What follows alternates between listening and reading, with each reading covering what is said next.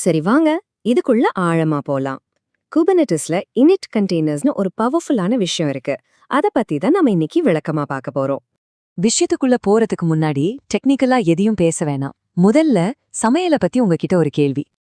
பெரிய பெரிய ஷெஃப்லாம் ஒரு விஷயத்த கண்டிப்பா ஃபாலோ பண்ணுவாங்க. அதுக்கு பேரு மீஸ் ஆன் பிளாஸ். அதாவது மெயின் சமையல ஆரம்பிக்கிறதுக்கு முன்னாடியே காய்கறிய வெட்டி வச்சுக்கிறது, சாஸ் ரெடி பண்றது, ஓவனை சூடு பண்றதுன்னு எல்லாத்தையும் பக்காவா தயார் செஞ்சு வச்சுப்பாங்க. இந்த ஐடியாவை மட்டும் மனசுல வச்சுக்கோங்க. நீங்க சொல்ற சமையல் கதையெல்லாம் கேட்க நல்லா தான் இருக்கு. ஆனா இங்க எனக்கு குபர்னெட்டிஸ்ல ஒரு நிஜமான பிரச்சனை இருக்கு. ஆமா, இது ஒரு ரேஸ் மாதிரி தான். என் ஆப் கண்டெய்னர் படுவேகமா ஸ்டார்ட் ஆயிடுது. ஆனா அதுக்கு தேவையான டேட்டா பேஸ் இன்னும் ரெடியாகவே இல்ல. அதனால கனெக்ட் பண்ண முடியாம என் ஆப் கிராஷ் ஆயிடுது. இது எப்படிங்க சரி பண்றது?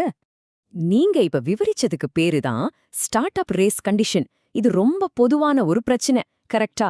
இனிட் கண்டெய்னர்ஸ் எந்த பிரச்சனைய தீர்க்கறதுக்காக உருவாக்கப்பட்டதோ அதே நீங்க சொல்லிருக்கீங்க. இதுல இன்னும் ஆழமா போறதுக்கு முன்னாடி ஒரு முக்கியமான டெக்னிக்கல் வார்த்தையை நாம புரிஞ்சுக்கணும். அதுதான் பாட். நாம கண்டெய்னர்னு சொல்றோம் இல்லையா? அந்த கண்டெய்னர்ஸ் எல்லாமே இந்த பாட்குள்ள தான் இருக்கும். இதுதான் குபர்னெட்டிஸ்ல இருக்கிற ஒரு அடிப்படை யூனிட். அப்போ இதுக்கு தீர்வு என்னன்னா இனிட் கண்டெய்னர்ஸ் தான். அதாவது உங்க மெயின் ஆப் கண்டெய்னர் ஸ்டார்ட் ஆகுறதுக்கு முன்னாடியே ரன் ஆகி முடிகிற சில ஸ்பெஷல் கண்டெய்னர்ஸ்.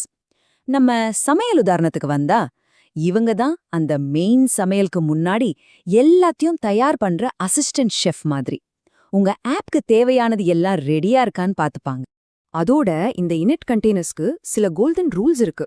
இது ரொம்பவே கண்டிப்பான விதிகள். முதல் விதி, அது எப்பவும் முழுசா ரன் ஆகி முடியணும். இரண்டாவது, ஒன்னு வெற்றிகரமா முடிஞ்சாதான் அடுத்தது ஆரம்பிக்கும். ஒருவேளை ஒன்னு ஃபெயில் ஆச்சுனா அது வெற்றிகரமா முடியற வரைக்கும் குபர்னெட்டிஸ் அதை திரும்ப திரும்ப ஸ்டார்ட் பண்ணிட்டே இருக்கும். சரி வாங்க, ஒரு பாட் எப்படி வார்ம் அப் ஆகுதுன்னு பார்க்கலாம். அதாவது இது நிஜத்துல எப்படி வேலை செய்யுதுன்னு ஒரு நேரடி உதாரணத்தோட புரிஞ்சுக்கலாம். குபர்னெட்டிஸ் டாக்குமெண்டேஷன்ல இருந்தே ஒரு கேஸ் ஸ்டடி பார்ப்போம். இங்க பாருங்க, இது ஒரு பாடோட கான்ஃபிகரேஷன் ஃபைல். இதுல கண்டெய்னர்ஸ் பகுதியில நம்மளோட மெயின் அப்ளிகேஷன், அதாவது மை ஆப் கண்டெய்னர் இருக்கு. ஆனா அதுக்கு மேல பாருங்க, இனிட் கண்டெய்னர்ஸ்னு ஒரு தனி பிளாக் இருக்கு. இதுக்குள்ளதான் நம்ம செட்டப் கண்டெய்னர்ஸ் இருக்கு. ஒரு நிமிஷம், அப்போ இந்த இனிட் மை சர்வீஸ் முழுசா முடிஞ்சதுக்கு அப்புறம் தான் இனிட் மை டிபி ஸ்டார்ட் ஆகுமா? சரி, அதுக்குள்ள என்னதான் நடக்குது? அந்த until ns lookup கமாண்ட் பார்க்கவே கொஞ்சம் குழப்பமா இருக்கே. அது என்ன பண்ணும்? நல்ல கேள்வி.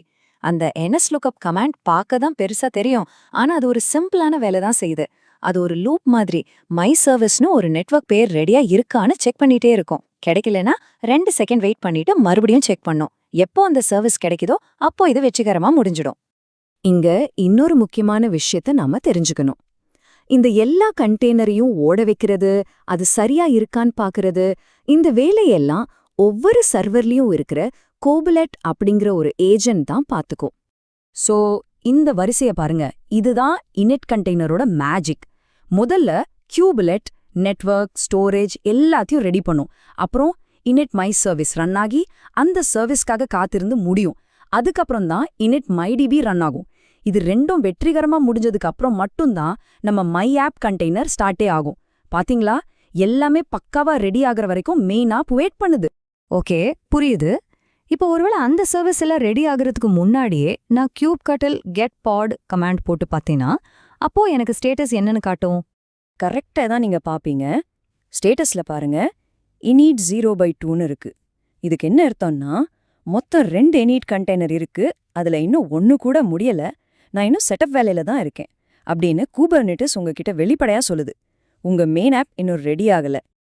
அப்புறம் எப்ப நாம அந்த மை சர்வீஸ் மைடிபி சர்வீஸ்களை உருவாக்குறோமோ உடனே அந்த இனிட் கண்டெய்னர்ஸ் வெற்றிகரமா முடிஞ்சிடும். அடுத்த நொடியே நீங்க ஸ்டேட்டஸ் பாத்தீங்கன்னா அது ரன்னிங்க்கு மாறி இருக்கும். உங்க ரேஸ் கண்டிஷன் பிரச்சனை இப்போ சால்வ் ஆகிடுச்சு. இது சூப்பரா வேலை செய்யுதுதான். ஆனா எதுக்கு இவ்ளோ சுத்தி வளைச்சு, எதுக்கு இந்த தனியா இனிட் கண்டெய்னர்ஸ் அந்த செட்டப் பண்றதுக்கு தேவையான எல்லாத்தையும் என் மெயின் அப்ளிகேஷன் இமேஜ்குள்ளே போட்டுட்டா என்ன? இதுதான் ரொம்ப ரொம்ப முக்கியமான கேள்வி. ஏன் இப்படி பிரிக்கணும்னா அதுக்கு பல நல்ல காரணங்கள் இருக்கு. ஒன்னு, உங்க மெயின் ஆப் இமேஜ் ரொம்ப சின்னதா சுத்தமா இருக்கும். ரெண்டாவது, செட்டப்க்கு தேவையான டூல்ஸை ஆப் இமேஜ்ல வைக்காததால உங்க ஆப்போட பாதுகாப்பு அதிகமாகுது. அதாவது அட்டாக் சர்ஃபேஸ் கம்மியாகுது. மூணாவது, வேலைகளை பிரிக்கலாம்.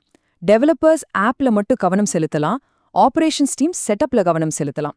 இப்படி பல நன்மைகள் இருக்கு. சரி, நான் சைட் கார் கண்டெய்னர்ஸ்னு ஒன்னு கேள்விப்பட்டிருக்கேன். அதுவும் இதுவும் ஒண்ணா? இல்ல அதுக்கும் இதுக்கும் என்ன வித்தியாசம்? ரொம்ப நல்ல கேள்வி. ரெண்டுக்கும் இருக்கிற முக்கியமான வித்தியாசத்தை புரிஞ்சுக்கிறது அவசியம். சிம்பிளா சொல்லணும்னா, இனிட் கண்டெய்னர்ஸ் ஒரு வேலையை செஞ்சுட்டு முடிஞ்சிடும்.